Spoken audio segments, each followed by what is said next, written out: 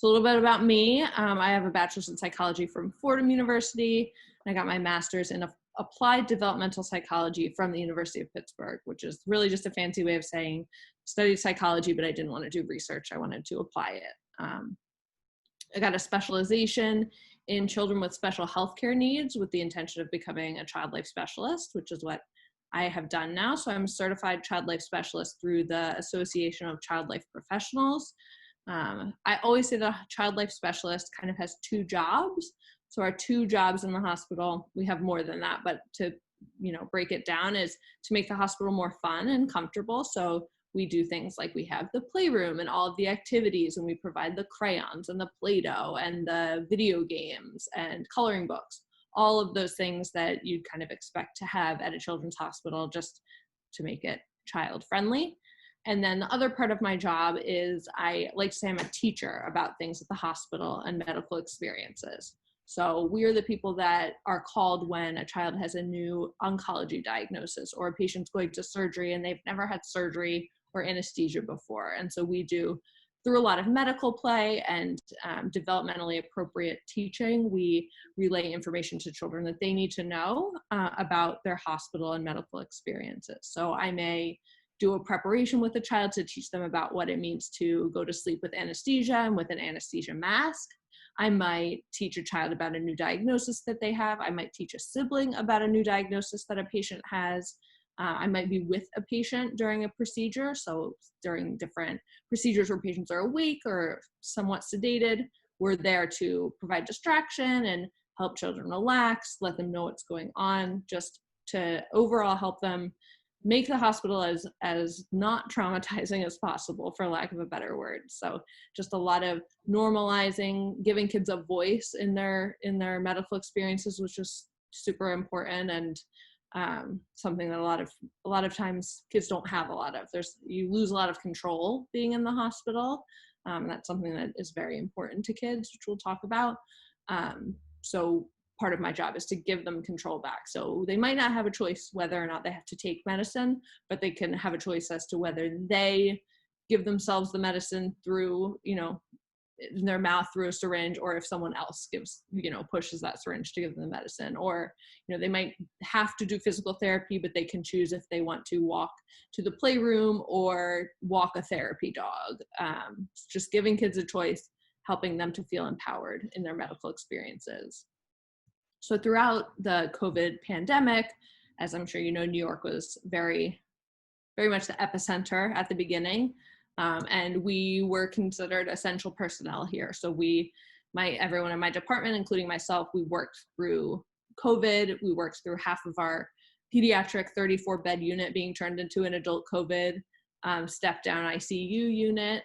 So really significantly reduced our numbers, but also it was a big change to have, half of the unit still be our pediatric patients, some of which had COVID, some of which were here for unrelated reasons. And then, just essentially through door was like a different world, and just making families still feel safe and making sure kids knew that, this is still their space and everyone that's here is still here for their best interest. So I'm going to talk a little bit about some of the things that we've seen as far as how kids have coped with COVID in the hospital, and whether they've been in the hospital longer term or if they've also been out of the hospital coming in for something unrelated, but just how we've seen them change and how the things that they're experiencing. So here's some of the things that we definitely see as being an impact of COVID on children. So as we know, their typical routines are very much interrupted. That could include they're not able to go to school, obviously, or to their activities, so sports, dance classes, music lessons, all those kinds of things are no longer happening, at least not in person. Some may be happening virtually, but for the most part, that's not happening. And they also probably have more family members at home. So parents might be working from home, or they could be with their siblings who they're typically, in school in different grades. Everyone's spending a lot more time together, most likely. And that, I think talking to coworkers in the beginning may have been really nice. And now I think everybody's kind of searching for that space and searching for that opportunity to breathe a little bit. And unfortunately, we don't have it right now. So learning to work with that new set of circumstances. A lack of socialization is something that is definitely very real in the hospital as well as outside of the hospital. So we have the place I'm in right now is our playroom, which since the beginning of COVID, so probably about March, has been closed. Typically the playroom's open 24 hours a day. We always say, you know, kids are in the hospital, they might not be sleeping great, the parents need somewhere to take them, the playroom is open and there's toys out at 3 a.m. if somebody wanted to come here. And right now that's not the case. And so we have a lot of patients who would create really great relationships here in the playroom and would rely on coming to activities with one another and maybe would be admitted multiple times and their paths would cross again. And that's not something that's happening. So as much as that's not happening in the hospital, it's even more so not happening outside of the hospital. So kids aren't seeing their friends from school, are kind of having to learn this idea of social distancing. And, you know, if I think back to my childhood, I think of always having play dates and birthday parties and things where there were a lot of kids. And that was always a great thing and something really exciting. And now that's very much not allowed and something that's scary and is very much kids are being deterred from doing. So learning to cope with that lack of socialization. There's also so much developmental growth that happens through socialization, and kids learn so much from each other and from learning to work together and just be together. And that also is not happening now. Again, could be happening a little bit virtually, but I think we all know it's just not the same, and they're not getting that same experience. There's also changes in what normal life looks like. We kind of hinted at this at the beginning. Sylvia said, like, this is our new normal, right? As much as it's a new normal for us, we've all kind of adapted and gotten used to it. It's a big change for kids too. So having to wear masks, whether the child themselves is wearing a mask or just all the adults around them are wearing masks. And you know, that's very different. And we even see that in the hospital pre-COVID when a patient might have something infectious and staff would go in wearing masks, kids become really fearful because you can't see a lot of someone's face, and it can be harder to read someone's emotions or how someone is talking or speaking. And so that can be scary for kids. Again, everybody's kind of getting used to it now, but that's a new part of life that, you know, for the foreseeable future doesn't seem to be going away. Additionally, something like shaking hands or giving someone a hug has it's very loaded now. There's a question of whether or not that's allowed, or, you know, kids may be deterred from doing that. And so that's another change to normality. Again, too, with wearing masks has also been hand hygiene and using hand sanitizer, being careful not to touch things.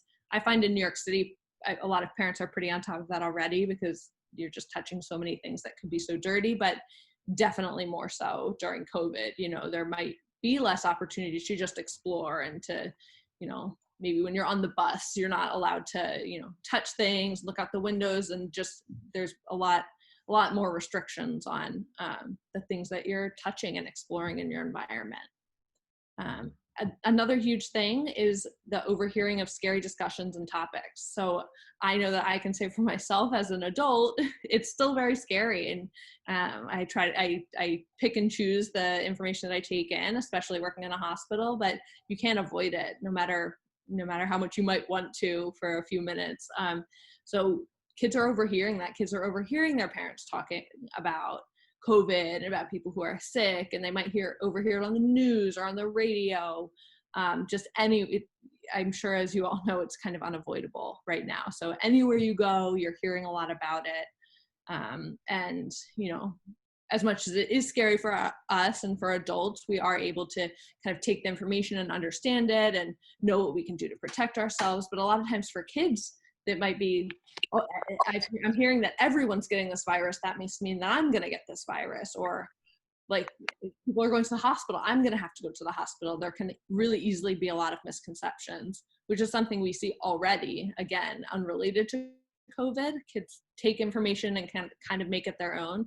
That's certainly something that's happening with information related to COVID as well.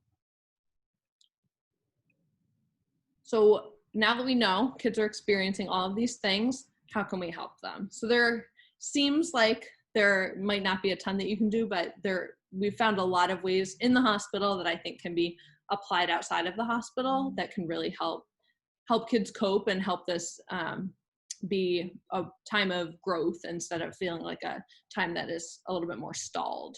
So a huge thing that for kids, especially in the hospital, in, again, normal times, but also outside of the hospital, all the time, is establishing routines.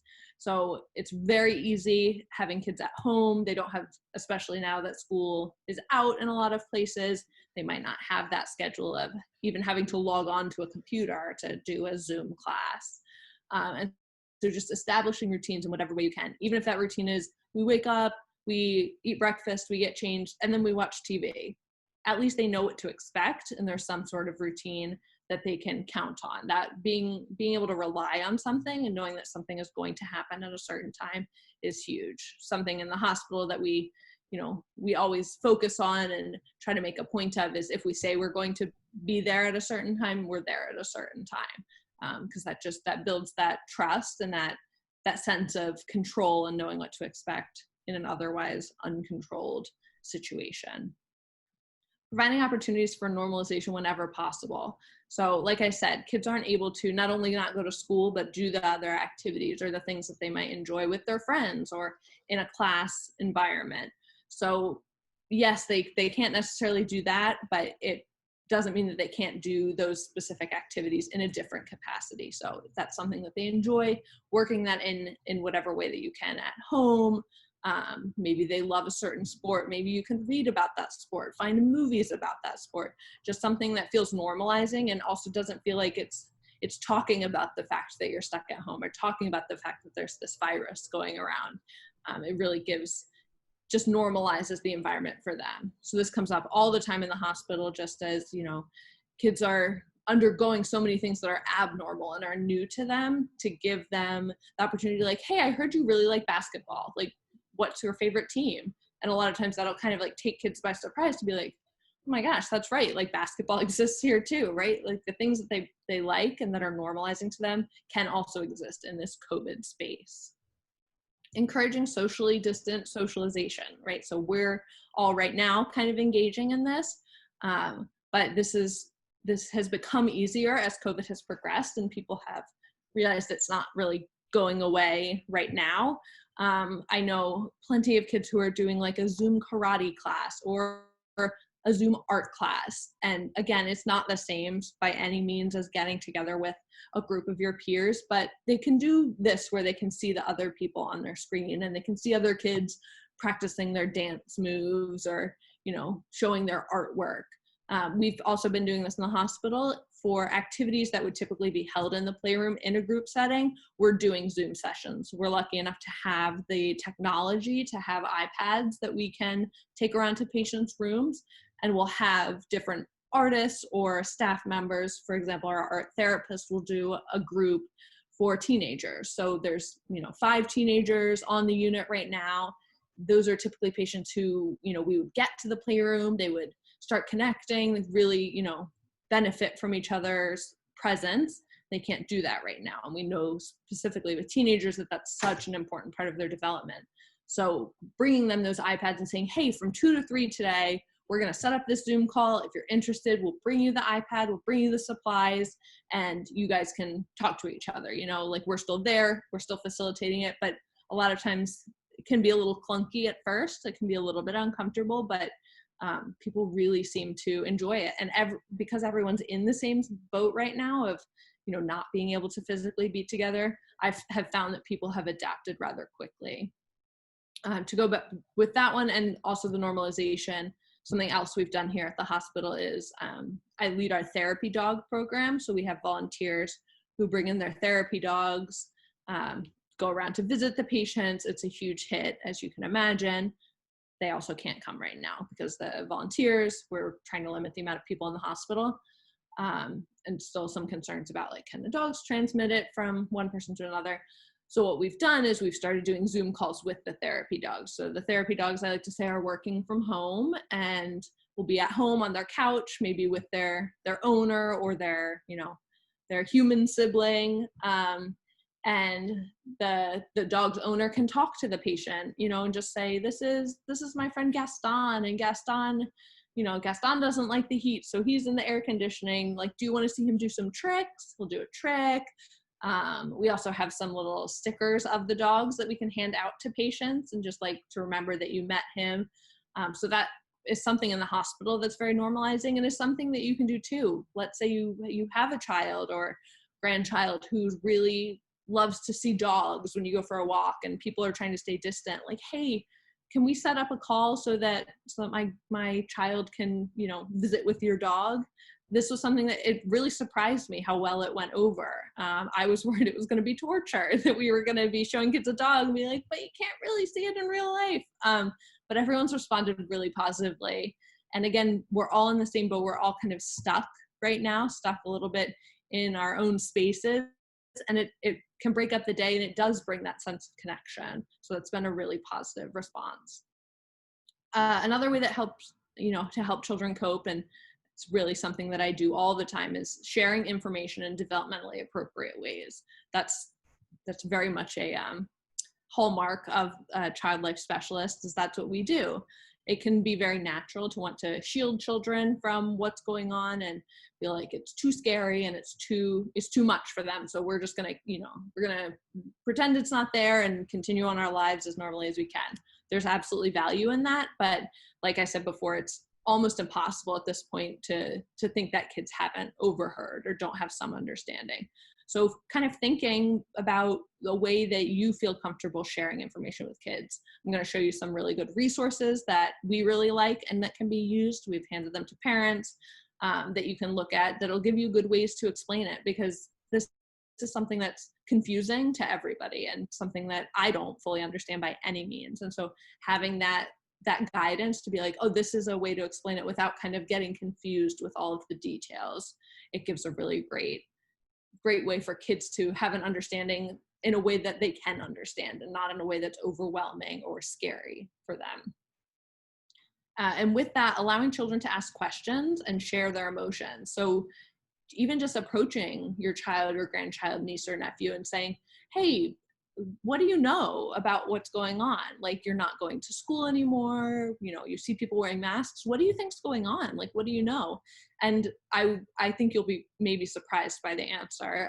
I've had some really interesting conversations with kids who have probably better explanations of coronavirus and what's going on than I do. I had a conversation with a 6-year-old patient who I was talking to. He was excited to go home, and I said, oh, well, what are you going to do when you leave the hospital? And he said, well, I'm just going to go home. I was like, okay. And he's like, the only places that are open right now are places we really need.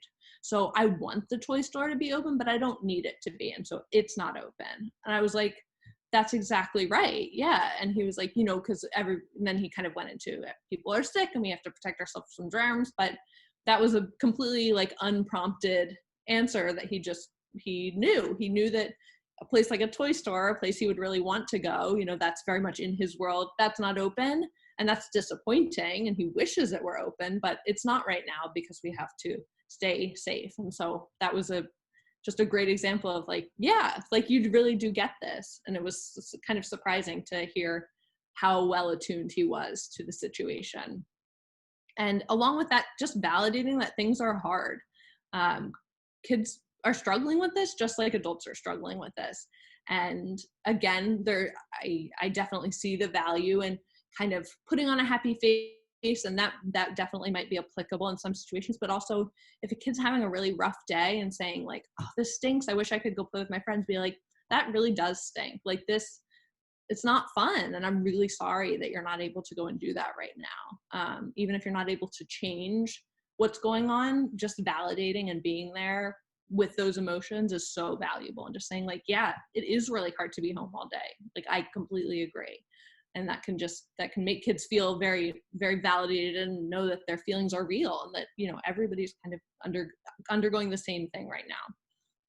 And then, of course, reassuring children that they're safe and cared for. So reminding kids that, wearing the masks, washing your hands, staying home, all of those things are just to keep them safe, and that you're there, their family, caregivers, everyone is there to take care of them and to make sure they're as safe as they could possibly be. So here's some of the resources I was talking about. As COVID has progressed, the amount of resources that are available have really skyrocketed. There are some really great ones out there. There are some ones that I personally don't prefer.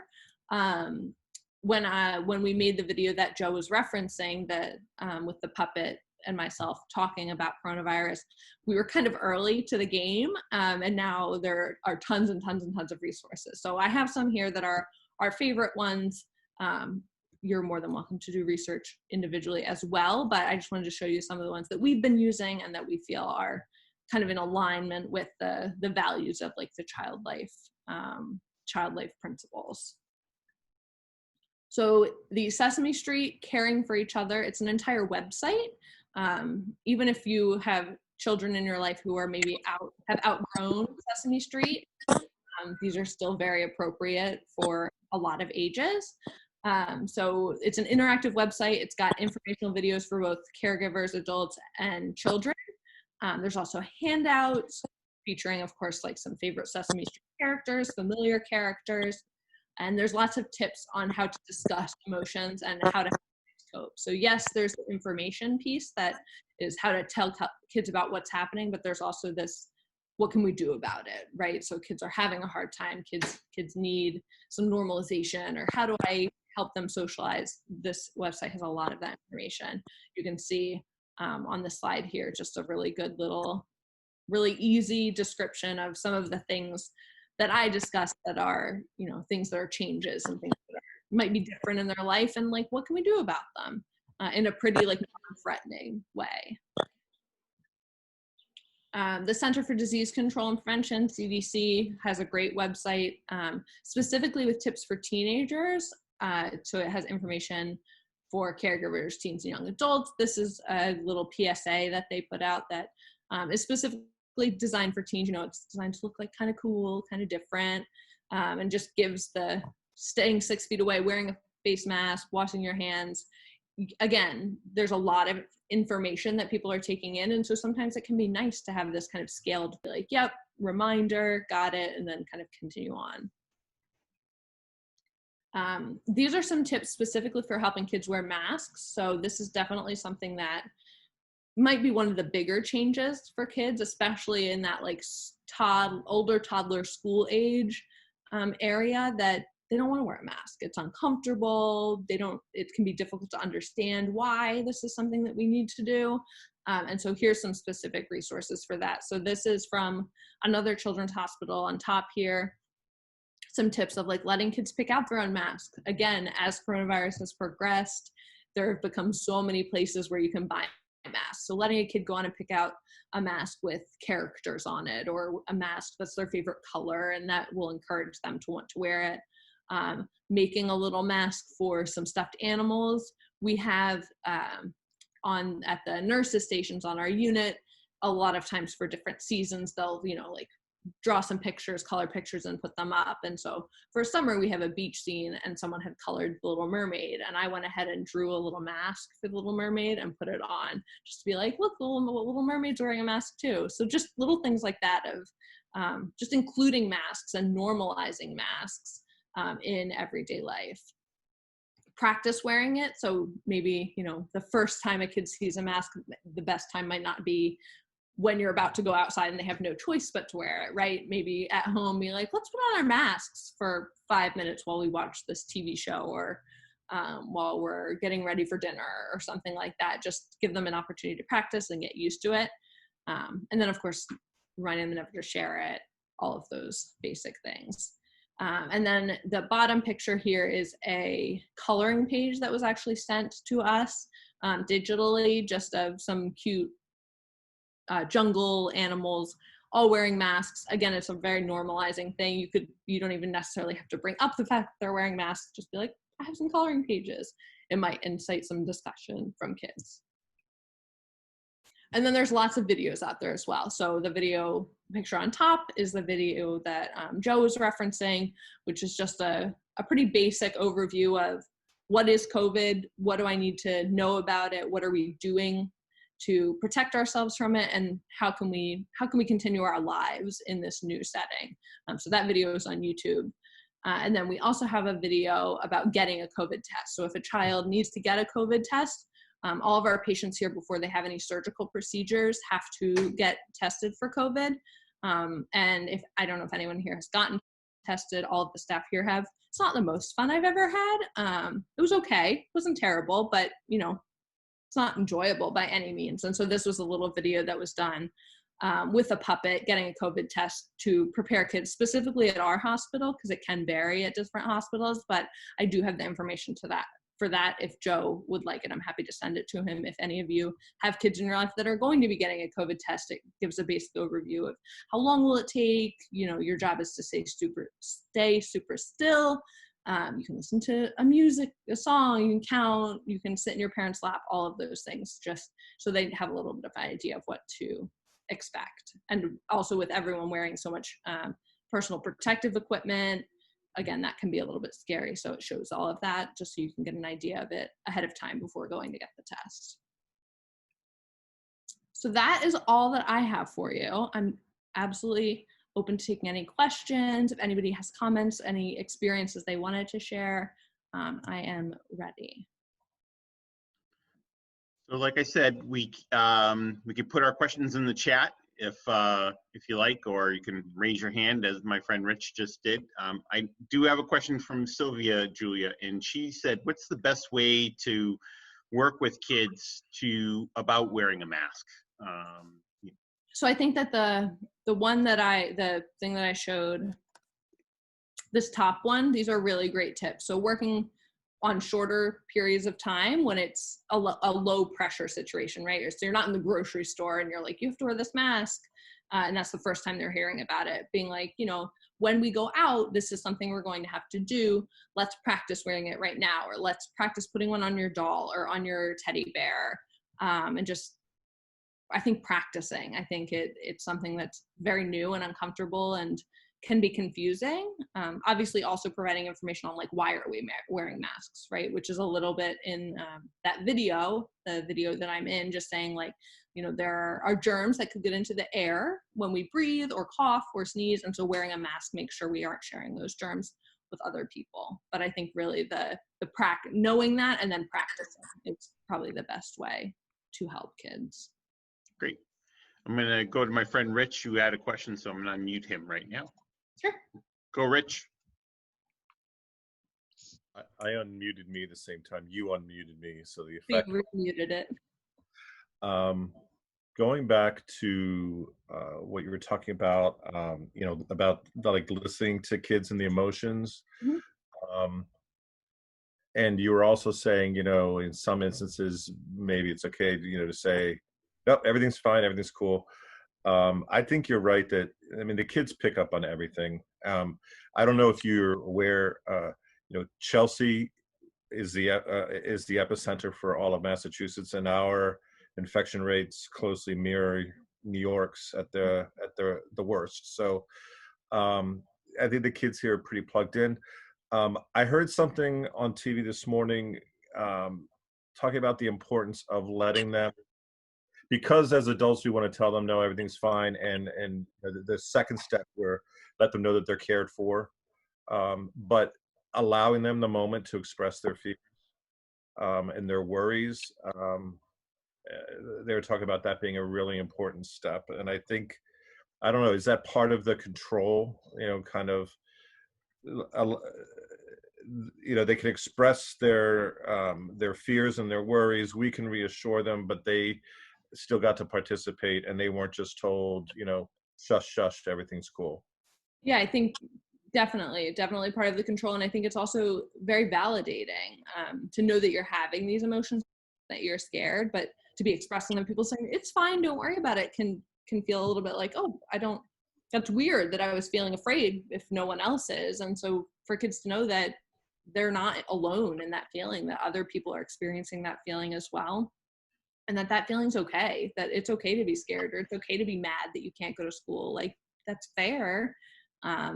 And giving them the space to feel that, instead of, you know, what can sometimes feel easier, which is just be like, no, it's fine. Or, you know, it's a natural response, right, to want to kind of protect them from it. But like you said, kids are pretty plugged in and they do know.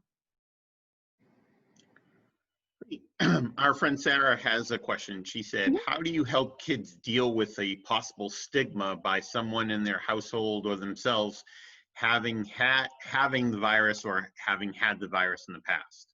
Well, that's a great question. I think first asking the child what they know. So you have COVID, what does that mean to you? What do you know about that? And seeing if there's any like misconceptions that can be cleared up there, I think is huge, because I think it can be really scary to go out into the world and be afraid of that stigma and also feel like you don't know how to explain it yourself. And so I think saying, yes, this is something that you had. Here are the things that we're doing to make sure that we don't spread it and that we keep other people safe. And then also, encouraging kids to feel comfortable in expressing that themselves and saying like, I had this, I had to stay home for this amount of time. Here's the way that I felt. But I've been insured by the medical professionals that like, it's okay for you to be around me right now. And just, reassuring kids that everyone is working as hard as we all can to keep one another safe. Great. I have another question, which is, how do you help kids deal with that loss of socialization? Obviously, especially with younger kids, kindergarten, first grade age, they always love to be around each other and hugging each other and touching each other and let's just say less than 6 feet in distance from each other. How do you do that without making them feel like they're being yelled at or something's wrong when they get within that personal bubble? Yeah, that it's so hard, especially for that age. And I have a coworker who has a 2-year-old, and she's like, I think he thinks that I'm his like playmate now. Like he thinks that they're the same age and size, because he'll be like, get into my tiny car and all of these things that you typically do with a child your own age and size. So I think a great way to go about it is to use the resources that have like familiar characters and familiar themes. So I did just see that Daniel Tiger on PBS is going to put out a special related to this. So that I think to make kids feel like it's something that a lot of people are experiencing. It's not just for some reason they're not able to hug their friend anymore. It's something that everyone is going through, and that we're all finding new ways to do things. And so I think instead of them feeling like they're being scolded, it's a lot of like a redirection, right? Instead of like, no, you can't hug your friend, be like, well, we're not going to hug our friend right now, but like, let's do an air high five, or, let's do an air hug, or let's write your friend a letter and send it in the mail. Just giving an alternative. So instead of just being like, you can't do that, which obviously we know they cannot right now, giving a redirection and giving an alternative option so that they feel like there's still something that they're able to do and have that connection in a different way. Great. Next question is there any advice that you could give to a child who may have lost a family member to COVID? That's something that a lot of our kids in Chelsea are facing. Yeah, so I'll start off by saying that I do have a significant amount of resources that I'm happy to send to you that we compiled because we aren't able to have, or we're only able to have like one visitor at the bedside right now, and that's in pediatrics, and adults we're not able to have any. So any children that have lost someone, they haven't been able to be there or be here for us to have some sort of teaching with them. So I'm happy to forward all of those resources to you. But I think a lot of the things that I said before will apply in that, like validating that feeling and that fear. We've had patients who have lost family members to COVID and then ended up admitted with COVID themselves, and how scary that is. And helping them to understand that, just because grandpa had COVID and died doesn't mean that that's what's going to happen to you. Just, clearing up that misconception. And then there's so many things to do with children and grief, and that's another whole part of my job, and I didn't even get into it with this, but I'm happy to, I think probably sharing those resources with you so that you can share them out to people probably would be the best way to go about it. Great. Next question comes from Darcy, who raised her hand. So Darcy, if you want to unmute yourself and ask. Sorry, I can't type on the chat box. I have multiple children, and obviously they have very different personalities, so they're addressing it very differently. And my social butterfly, the 8-year-old, had struggles with kind of, we are doing some socially distancing at parks and seeing people outside. And I wondered, is there a way that you guys are using to identify which each person is comfortable with? Like, some kids still aren't comfortable high-fiving. Like, they may have pre-existing health conditions or family members with that, but they still want to be able to see their family. Is there tips or tricks so that each kid can kind of say, this is what I'm comfortable with? Yeah, that's a good question. I think just probably encouraging kids to talk about it with each other. I think it probably feels a lot more unnatural for us than it will for kids to just be like, hi, I'm so excited to see you. How can we say hi today? And I think for kids, they'll be like, oh, let's do elbow touch, or let's, I don't know, air high five. Again, that's a good one. So just like saying, you know, expressing that to your social 8-year-old, just being like, you know, this is what's going on. Some people aren't comfortable doing a high five right now. So anytime we see our friends, let's just ask. Let's say, you know, hi, I'm so excited to see you. How should I say hi to you today? And then letting them go from there. I'm sure they'll come up with some like wacky things of how they want to say hi in a way that feels comfortable to them. But it's also that opportunity for kids to feel in control and to feel like they can say, oh, like, you know what, I don't want to give somebody a hug right now. So let me figure out something else that I do feel comfortable with. Great. And I have a question that kind of really dovetails well into that. So it's almost the opposite. How do you deal with the emotions that a child may have when they see that their friends are not social distancing, but your family still doesn't feel comfortable socializing, especially now in the data age where everybody's got phones and iPads and chatting a lot earlier than maybe when we were all younger? That's come up a lot with some of my coworkers who have kids, especially I think coming from a hospital setting and feeling maybe a little bit extra heightened as far as precautions are concerned. This concern that the parents, that my coworkers as parents have of just like, I hope that my kids someday understand why I'm doing what I'm doing, you know, not that I'm just trying to be in charge, or I'm not trying to, you know, be mean by not letting them see their friends, that it like really is for their best interest. So I think, again, that validating of just like, it is really frustrating that your friends are seeing each other and you can't be there. Here's why we're doing that. But also saying like, I know.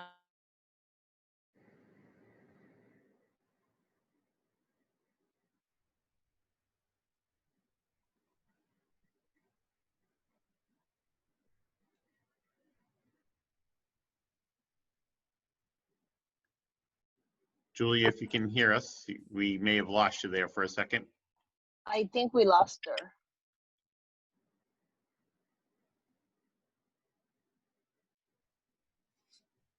Julia, we might have lost you. If you can refresh while we're waiting for her to come back.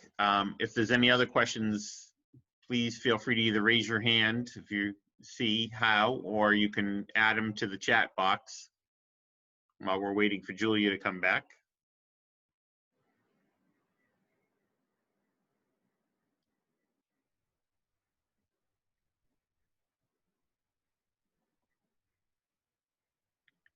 Hopefully she will come back very soon. She's much more, you know, approachable than any of us. She's bringing us a lot of really good information here, so we're very excited to have her. Yeah, and I want to say that since we're doing a new normal InterClub, I forgot to ask the other clubs to introduce themselves. So maybe whoever is in the available now and wants to say what club they're from. Bob Nissenbaum, Somerville.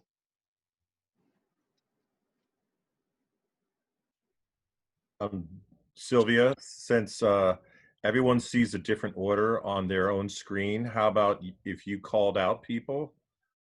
Sure. Medford. John Costas, Medford Club. Oh, My Julia's coming wife back. is also, and then Patty's on there. Hello, I'm Patty Costas, Medford Club, Lieutenant Governor. All right, I think we got you back, Julia. yeah, sorry about that. It just all of a sudden closed. Yeah, no problem. So we're glad to have you back. So, yeah, so you tailed off mid-sentence, but I think we generally have the idea of what you were saying. Is there any other questions that folks might have for Julia?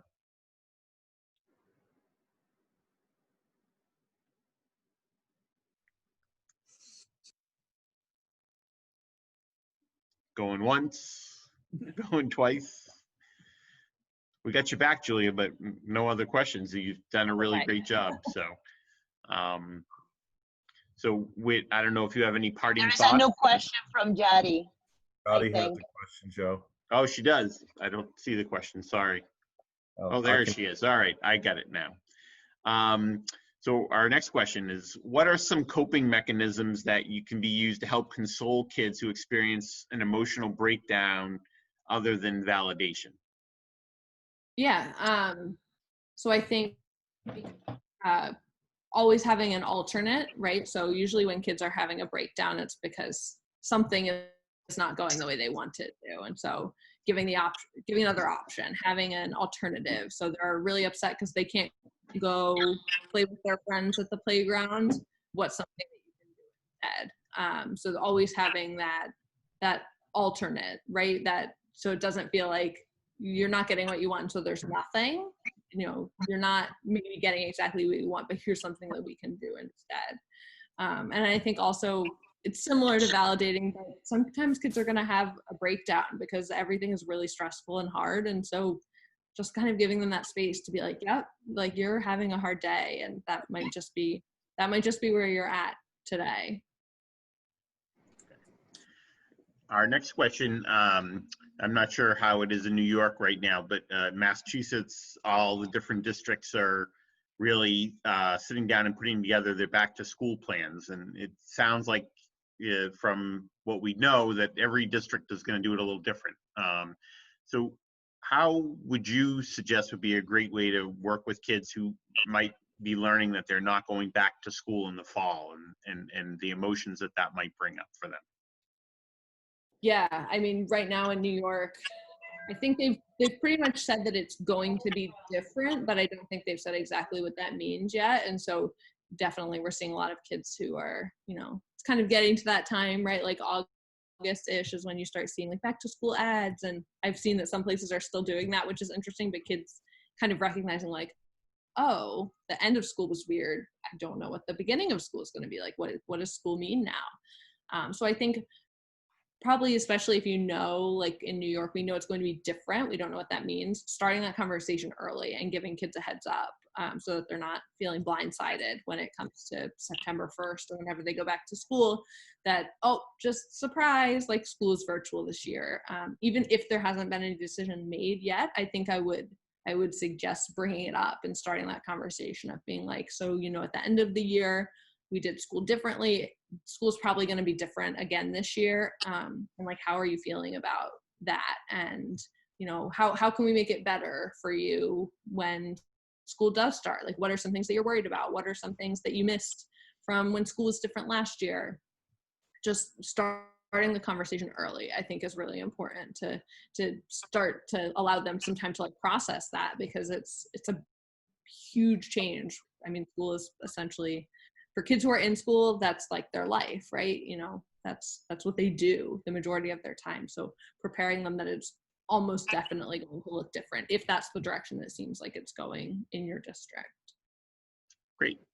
And the next question, I'm going to paraphrase it a little bit, but there's a lot of question. Obviously, nobody knows when this is going to end and we're going to get back to quote unquote normal.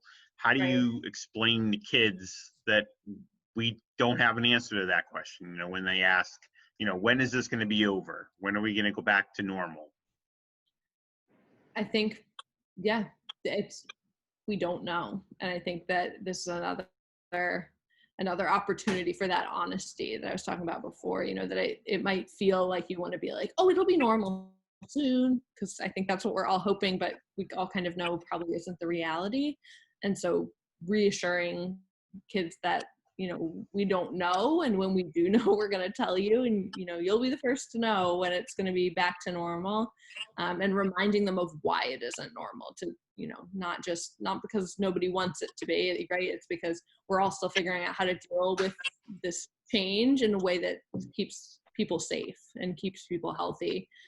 But yeah, I think with that question, like being honest, of saying like, I don't know, because anything else really at this point is, we don't know. There's really no other information you can give that is real. Really, the biggest thing right now is we don't know, and everybody's working hard to get us back to that normal, because that's something that we all want, and we will tell you when we're there.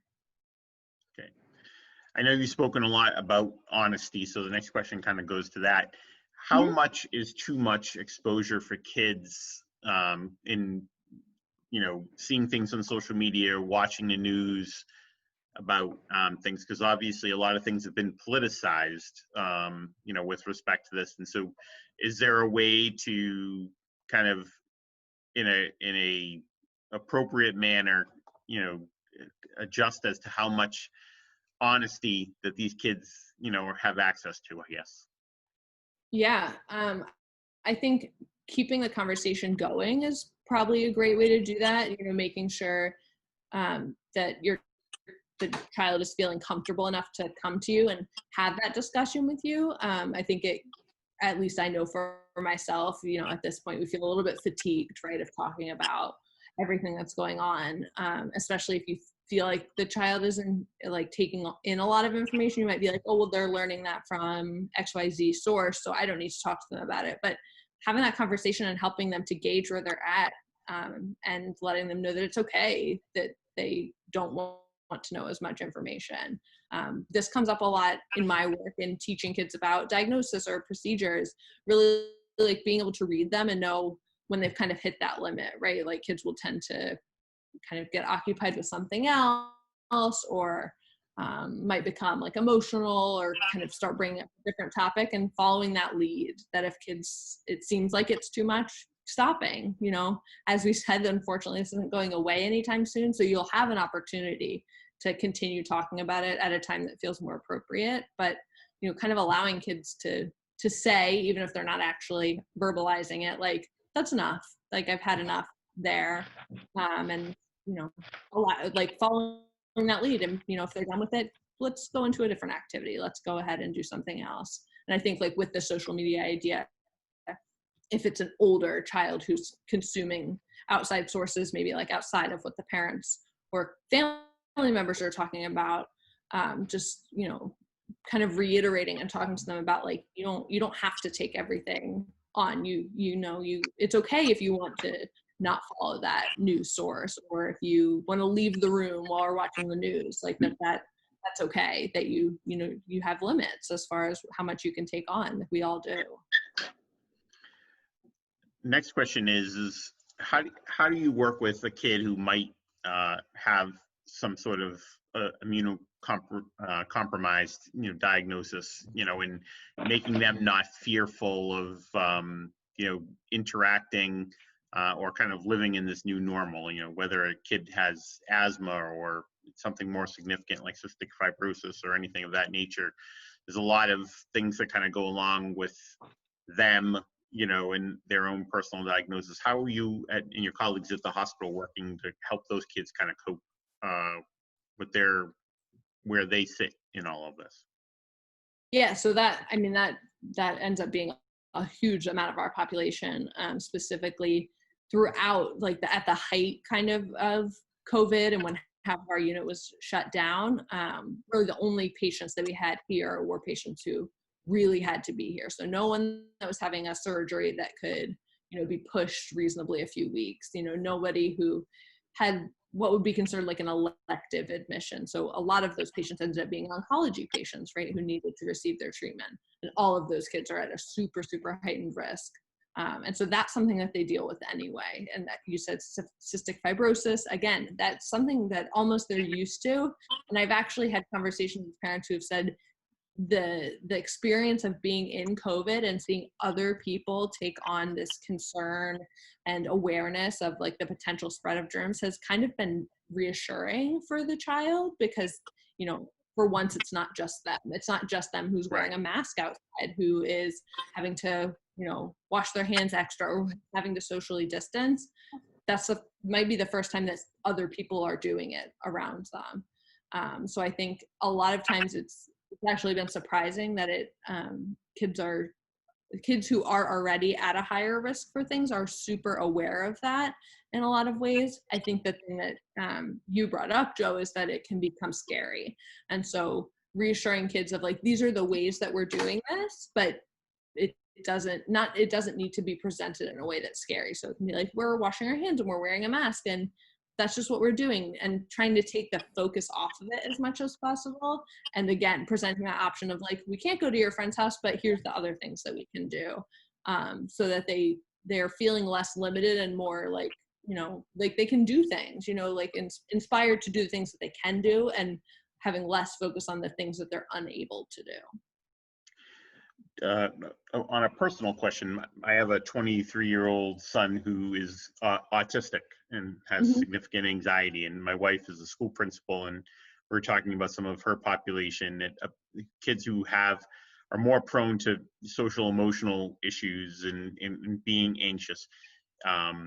Any recommendations how to speak to them, where sometimes being honest isn't always the best thing when you're talking to someone with a social emotional or an anxiety issue? Yeah, that's really tough.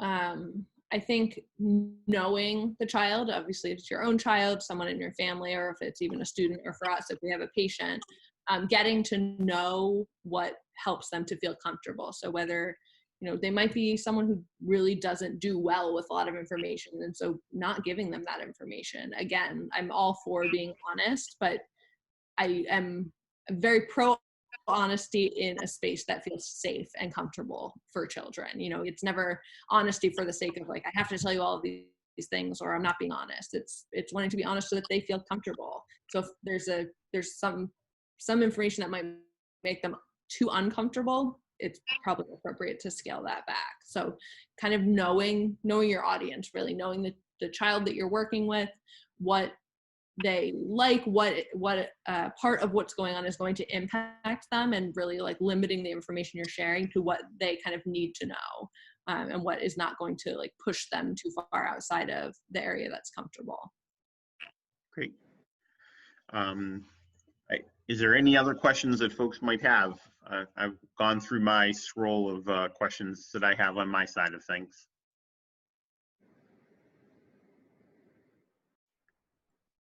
I just wanted to share an idea for kids of a certain age in terms of trying to get them to wear a mask.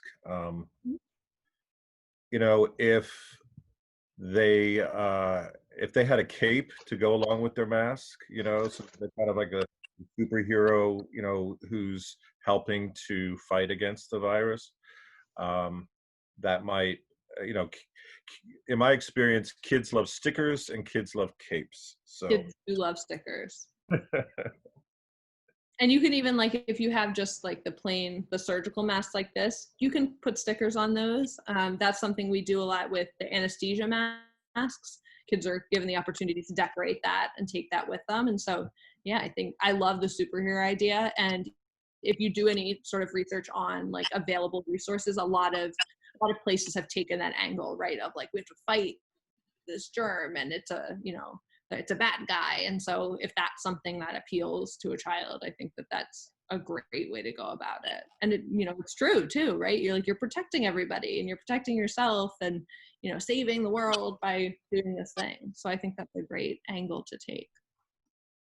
Great. So I was going to say, I'm the director of a public library, and so the summer reading theme is Imagine Your Story. And we've been doing grab and go like craft bags. And so the one in a couple weeks is making a cape out of paper to like attach to your mask and make sure that it's secure here, secure here. Oh, I Right. love that. That's great. Any other questions or comments from anybody? This was awesome. My comment. This was great. Oh, Thank you, good. Joe, Thank for putting you. this on, and you know, really, it was really awesome. Good. I'm so glad. Anybody else? Well, for my colleagues at other clubs, we've been recording this, and provided I have Julia's permission, which I didn't ask ahead of time, I think we we will talked about it. It's Yeah. fine with me. we will post it on our YouTube page that my colleague Rich has been very kind to start. Or we'll also be posting it on our social media. So please feel free to share it with your clubs and with anybody. I know one of the things I'm going to do when I'm done is tell my wife how great this was, and maybe she can share it on her parent page that she has at her school, because I think this would be really helpful, especially with a lot of the anxiety that her parents are having with bringing their kids back to an elementary school. So I think this was really helpful on my end. So Thank you so much for having me.